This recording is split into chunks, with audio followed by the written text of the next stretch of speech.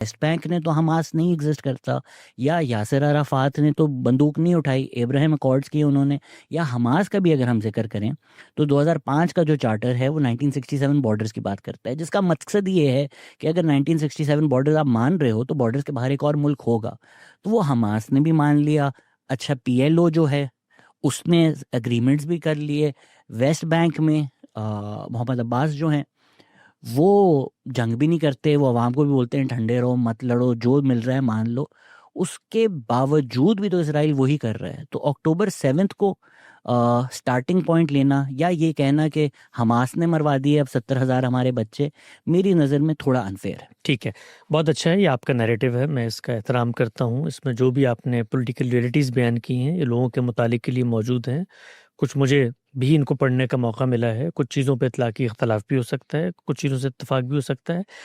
इस सब को जैसे आपने बयान किया है बेईनी ही मान लेने के बाद मुझे आप बताइए कि क्या ये जो पीस पॉइंट इस वक्त हमारे सामने आए हैं मुसलमानों को उस पर एग्री होना चाहिए? वो तो हो गए ना, अब क्यों हमारा हुए? चॉइस नहीं, क्यों हुए? बिकॉज वो रेलेवेंट नहीं है। आपका मेरा एग्री होना रेलेवेंट भी नहीं, नहीं अब है। मेरा आपका नहीं, आप नैरेटिव्स क्लासिकल बताइए। क्या इस वक्त फ़लस्तीनियों को जो कुछ हो गया, मैं आपकी बात से 100% इत्तेफाक करता हूँ, नकबा उन्होंने किया, अनफेयर डिस्ट्रीब्यूशन हुई, ब्रिटिश एम्पायर ने 3 पार्टीज़ के साथ झूठ बोला, गलत तकसीम की, आबादी के लिहाज से गलत थी, इसराइल ने अटैक कर दिए मुसलमान, कुछ सब कुछ मान लेता हूँ, 1 मिनट के लिए मान लेता हूँ।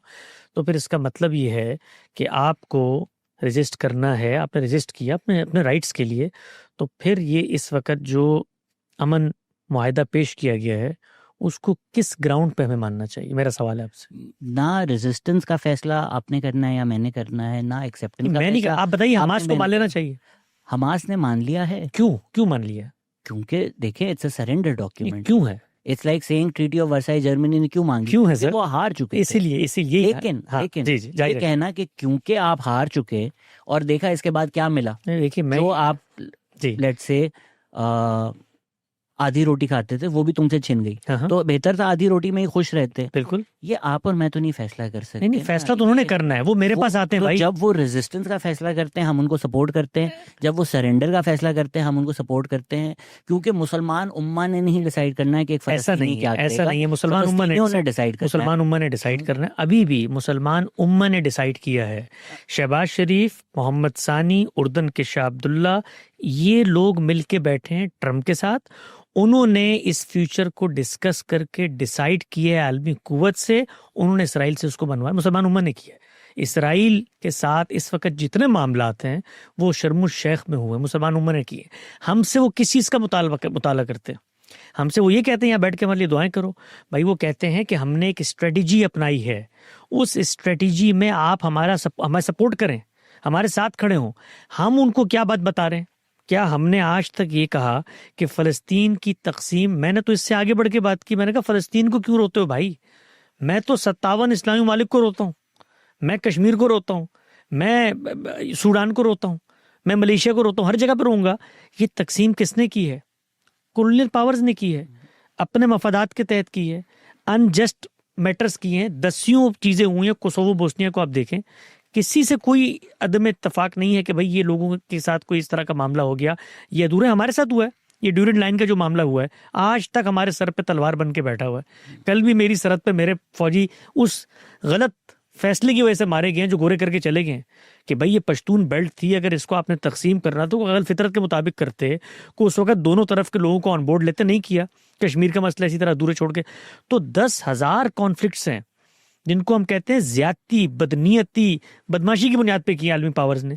असल सवाल क्या है? असल सवाल ये है कि इसके बाद हमें पॉलिटिकली उसको गलत कहने का हक नहीं है। बिल्कुल हक है भाई। 1857 की जंग के नतीजे में पाकिस्तान नहीं बना, 2 पॉलिटिशियंस की डिप्लोमेसी और पॉलिटिक्स और आलमी हालात, जिसको हमारे इख्तियार में कुछ नहीं था। अगर सेकेंड वर्ल्ड वॉर ना हारता, आप इस वक्त देखिए चर्चिल जिस वक्त गए हैं यूएस कांग्रेस में हिमायत लेने के लिए, तो क्या क्या शराइत हैं जो कांग्रेस ने मनवाई हैं उनसे कि आप अपने कॉलोनीज का कैसे खात्मा करेंगे। हमारा उसमें कोई रोल नहीं है। वो आलमी ताकतें, ज़मानी हालात, दुनिया भर के और भी बहुत हज़ार फिनोमिनल्स होते हैं जो काम कर रहे होते हैं।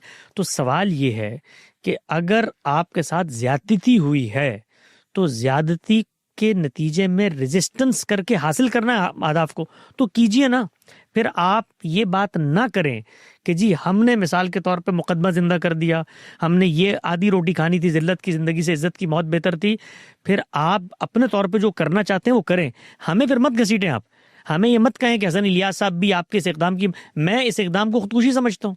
मेरी नज़र में चूंटी मुझे काटती है तो मैं रोंद के फेंक देता हूँ, कुत्ता मुझे काटता है तो दामन बजा के भागता हूँ। क्यों? ताकत नहीं है भाई कुत्ते को रोंद के मारने की, चूंटी को फेंक देता हूँ मैं। तो सवाल सिर्फ इतना सा है, इसराइल मगरबी ताकतों का बगल बच्चा है, उसकी नाजायज औलाद है, उन्होंने उनको वहां पर आबाद किया है, सब कुछ हो गया, कर दिया ना आबाद। अब आबाद करने के बाद आपका जो नैरेटिव मजहबी क़यादत का आज है, पॉलिटिकल क़यादत का नहीं है। पॉलिटिकल क़यादत भी उसी जगह पे खड़ी हुई थी। इब्तदा में वो इसके वजूद को मानने को तैयार नहीं थे। हम ये कहते हैं तकसीम ठीक नहीं हुई, अक़वाम मुत्तहिदा की जो तकसीम थी हम उसको दुरुस्त नहीं समझते, उसके बाद जंगें हुई, जो कुछ हुआ, नतीजा क्या निकला? नतीजा जो है वो आज आपके सामने है कि जहां पर आपको आपकी क़यादत को इक़्तिदार हासिल था, आज वहां का अमीरुल मोमिनीन कौन है? ट्रंप। वो वहां पर फैसले कर रहा है कि इस फौजी को बिठाना है, उस फौजी को बिठाना है। ये सब की सब बहस हिकमत और तदबीर की बहस है। मेरे पास अगर आज ताकत हो अमेरिका जैसी, तो भाई मैं आपसे गुफ्तगू नहीं करूंगा, मैं पहले इसराइल को उसकी जगह पर लेकर आऊंगा। नहीं है ना ताकत। अब मौलवी क्या बताते हैं? मौलवी ये बताते हैं कि भाई ताकत की बहस मत करो, तुम तो रसूलुल्लाह के दौर में होते तब भी ताकत की बहस करते और बदर में ये होता वो होता। तो वो उसको मजहबी नैरेटिव का रंग देते हैं कि कम बंदूकों से भी अगर हमले कर दो तो उसके नतीजे में फरिश्ते उतरेंगे कतार अंदर कतार, तुम्हें फतह हो जाएगी। वो नहीं हुई। हमने बताया भाई वो जो खुदा की नुसरत ताईद के वादे हैं वो इस तरह के पॉलिटिकल क्राइसिस के लिए है ही नहीं, ये ताकत से लड़ने वाली जंगें हैं। देखो तुम हार जाओगे, एक जंग हारे, दूसरी हारे, तीसरी हारे, चौथी हारे, पांचवी जंग हार गए। वो कहते नहीं पीछे अमेरिका, भाई अमेरिका पीछे था, ये कोई मतलब ऐसी अनहोनी बात किसको नहीं पता? इसराइल के पीछे कौन है? अमेरिका है। ये सब बातें ठीक हैं, लेकिन हमें ये सोचना था कि हम कहाँ खड़े हैं, पीस हमारी जरूरत है। उसमें फिर आप ये कहते हैं भाई वेस्ट बैंक में तो नहीं था ये। जिस वक्त एक मसला बिगड़ जाता है ना भाई, जब आपकी लड़ाई हो जाए ना घर में किसी से, तो वो फिर आपकी माँ बहन को भी नहीं बख्शता, वो गालियां देता है। उसके हाथ में पेपर वेट आता है, वो उठा के मारता है, आपके हाथ में पेंसिल आती है, वो उठा, कॉन्फ्लिक्ट हो जाता है। कॉन्फ्लिक्ट को आइडियलिज्म पे ना देखें, अभी भी वक्त है। वो पड़ोसी ममालिक मौजूद हैं, आप हमास का अपना मैनिफेस्टो देखें, उसमें कुछ तदरीज के साथ तब्दीली आई थी। पहले वो इसराइली स्टेट के वजूद ही को नहीं मानते थे, फिर उन्होंने कहा चलो भाई 2 नेशन पर आ जाओ, लेकिन रकबा इस तरह से होना चाहिए। 10 चीजें हैं।